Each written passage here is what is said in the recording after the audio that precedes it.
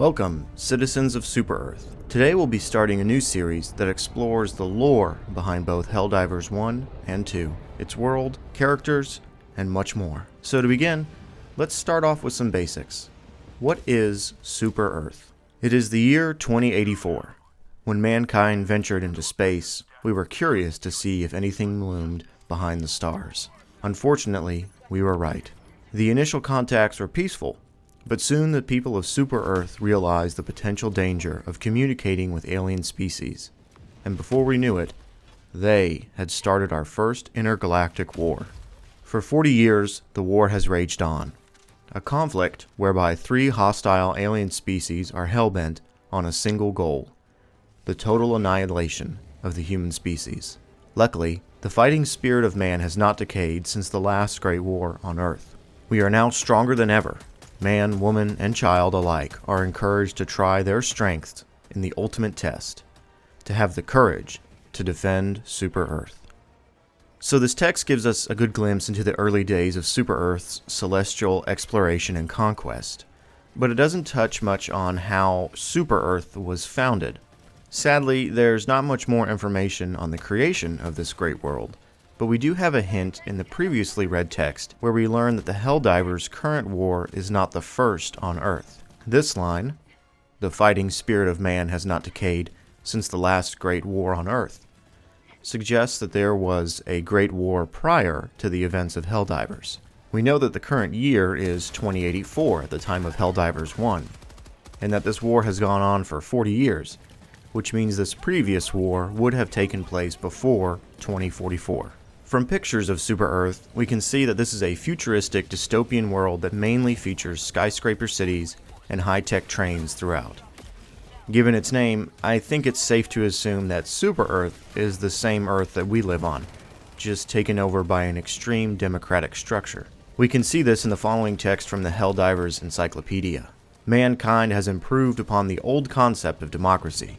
Utilizing computer-aided voting software, citizens are asked to answer several questions, and the outcome of their vote is decided upon by the computer. This removes the uncertainty that existed in the old systems, where voters didn't fully understand what they were voting for, giving us managed democracy.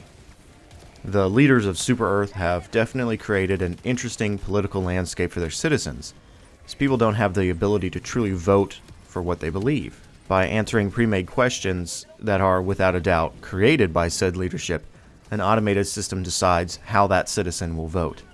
If this seems like anything but a true democracy, then you're right. The computer-aided voting software is most likely created and managed by Super-Earth's leaders. A few notes from the Helldivers wiki gives us some more insights into the political climate of Super-Earth. The Super-Earth broadcast screen in Helldivers 1 states that questions regarding the Federation or government of the Super-Earth shall be sent to the appropriate quadrant.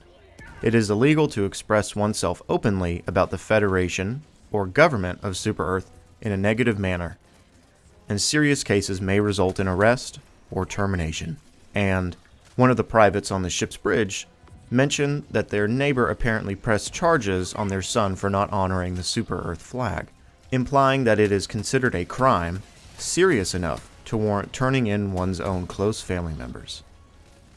So Super-Earth keeps a tight leash on its citizens and makes sure that any naysayers are terminated so as to not destroy the unifying democracy that holds its people together. It is also noted in the Ranger Pack DLC for the first game that before Super-Earth's unification, some of the Helldivers were originally riot police officers, fully trained in military assassination and reconnaissance operations. This furthers the idea that before 2044, there was a great war on Earth, perhaps even a civil war that ended with the unification of nations to form the democratic society we now know.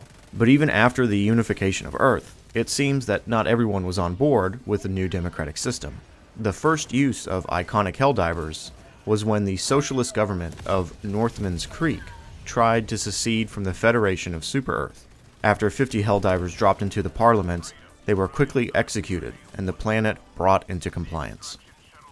Something interesting about this entry is that it mentions the planet was brought into submission. Northman's Creek may sound like a location on Super-Earth, but it's actually on a separate planet. Keep in mind, Super Earth may be a single planet, but it is the homeworld to the Super Earth Federation.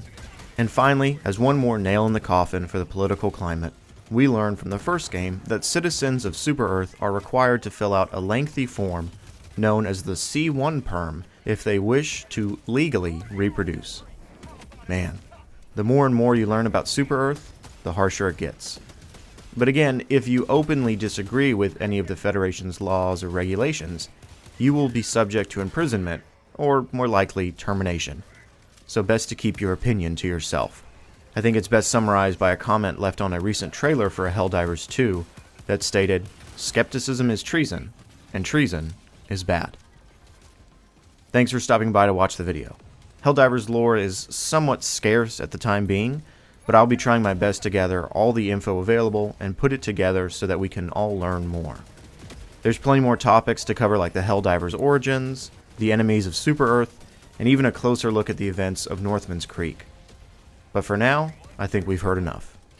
If you enjoy the content, hey, why not subscribe? It's free. And as always, go spread democracy.